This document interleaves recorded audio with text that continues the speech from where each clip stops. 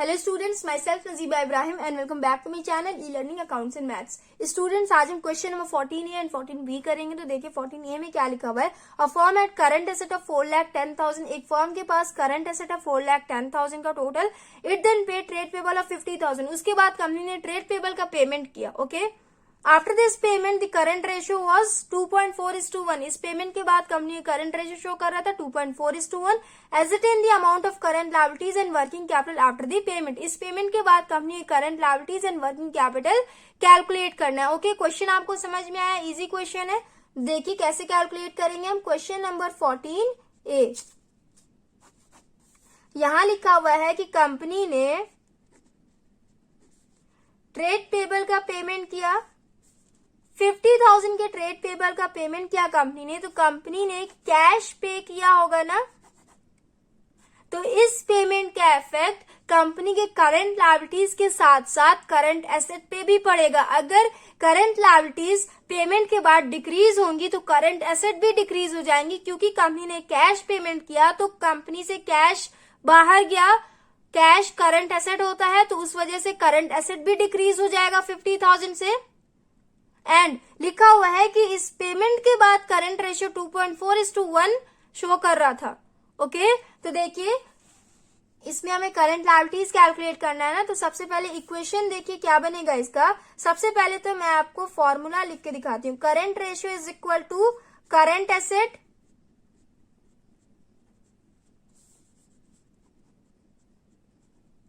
Upon current liabilities.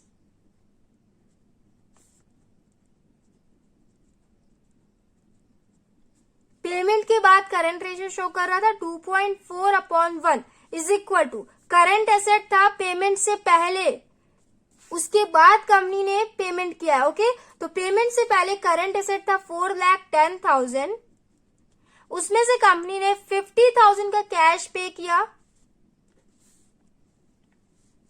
Company ने जो trade payable पे किया है, कंपनी ने कैश पेमेंट किया होगा, तो उस वजह से करंट एसेट 50,000 से डिक्रीज हो जाएगा। साथ साथ करंट लायबिलिटीज की भी वैल्यू डिक्रीज हो जाएगी। टोटल करंट लायबिलिटीज की वैल्यू कितनी है ये हमें नहीं मालूम है, तो उसे हम x मान लेंगे। उसमें से कंपनी ने 50,000 के ट्रेड पेबल का पेमेंट किया, तो उस वजह से करंट लायबिलिटीज भी 50,000 से डिक्रीज हो जाएंगी। एंड पेमेंट के बाद का करंट रेशियो गिवन है 2.4/1।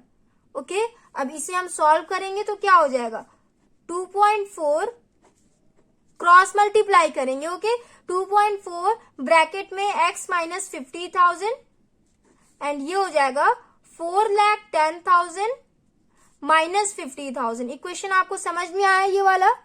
अब देखिए 2.4x माइनस 2.4 इंटू 50,000, ये हो जाएगा 1,20,000 इज इक्वल टू 4,10,000 माइनस 50,000, ये हो जाएगा 3,60,000। समझ में आ रहा है ना। उसके बाद आगे क्या करेंगे, 2.4x is equal to 3,60,000 plus 1,20,000।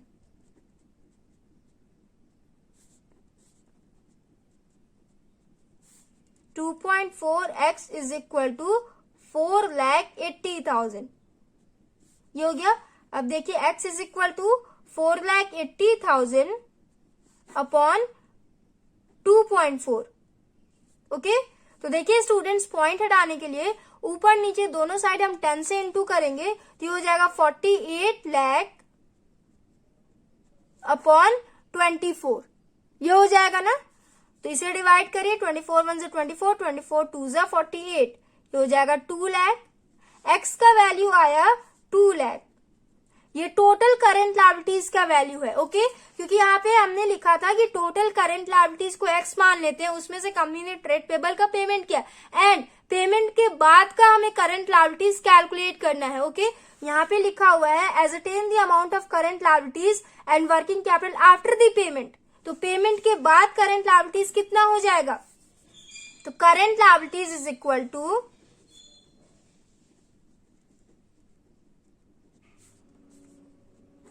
2 lakh minus 50,000, ये हो जाएगा 1,50,000। पेमेंट के बाद करंट लायबिलिटीज आया हमारा 1,50,000। ओके, अब हम वर्किंग कैपिटल कैलकुलेट कर लेंगे। तो वर्किंग कैपिटल का फॉर्मूला क्या होता है, मैंने आपको बताया था ना, working capital is equal to current asset minus current liabilities.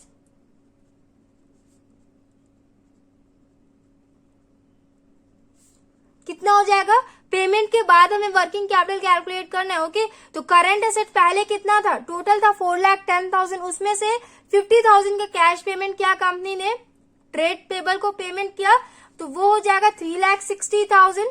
Payment के बाद करंट एसेट हो जाएगा 3,60,000 एंड पेमेंट के बाद करंट लायबिलिटीज आया था 1,50,000।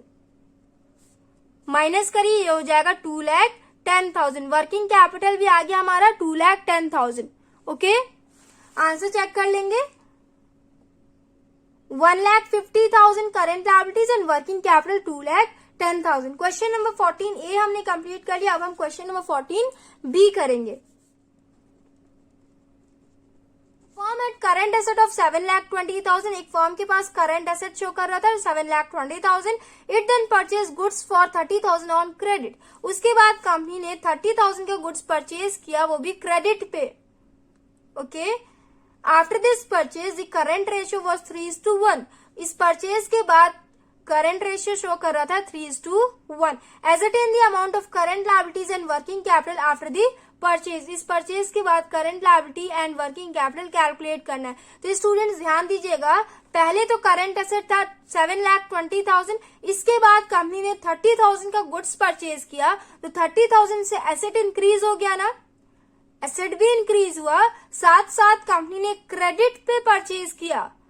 क्रेडिट पे परचेज किया मतलब कंपनी को पेमेंट करना है, अभी कंपनी ने किया नहीं है, तो कंपनी की ये लायबिलिटी बन जाएगी, कंपनी को 30,000 पे करना है।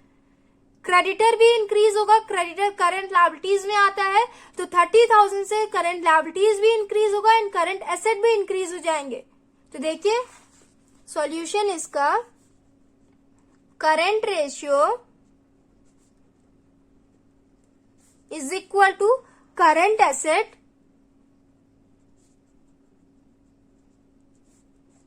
upon current liabilities।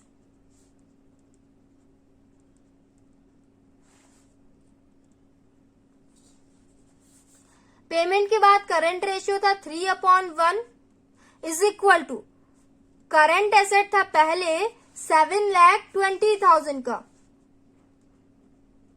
उसके बाद कंपनी ने 30,000 का गुड्स परचेज किया। करंट लायबिलिटी टोटल कितना था ये हमें नहीं मालूम है, हमें कैलकुलेट करना है। कंपनी ने क्रेडिट पे गुड्स को परचेज किया है, तो 30,000 से करंट लायबिलिटी भी इंक्रीज हो जाएगा। ओके, तो दोनों साइड इसका इफेक्ट पड़ेगा, तो दोनों साइड हम ऐड करेंगे क्योंकि current asset and current liability दोनों इंक्रीज हो जाएगा। ओके, अब देखिए इसे सॉल्व करेंगे। 3 ब्रैकेट में हो जाएगा x plus 30,000 is equal to 7,20,000 plus 30,000। ये हो जाएगा 3x plus 90,000 is equal to 7,20,000 plus 30,000, ये हो जाएगा 7,50,000। समझ में आ रहा है ना आपको? 3x is equal to 7,50,000 minus 90,000, ये हो जाएगा 6,60,000 माइनस कर लीजिएगा आप लोग। x is equal to 6,60,000 upon 3, 3 1 जा 3, 3 2 जा 6 एंड 3 2 जा 6, 2,20,000 आया ये टोटल करंट लायबिलिटी।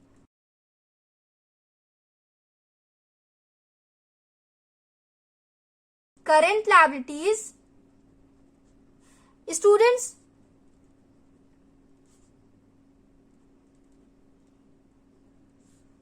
स्टूडेंट्स ये आया टोटल करंट लायबिलिटीज। हमें परचेज के बाद का करंट लायबिलिटी कैलकुलेट करना है, तो कितना हो जाएगा 2,20,000 प्लस 30,000। ओके, ये हो जाएगा 2,50,000। परचेज के बाद का करंट लायबिलिटी आया 2,50,000। अब हम वर्किंग कैपिटल कैलकुलेट करेंगे।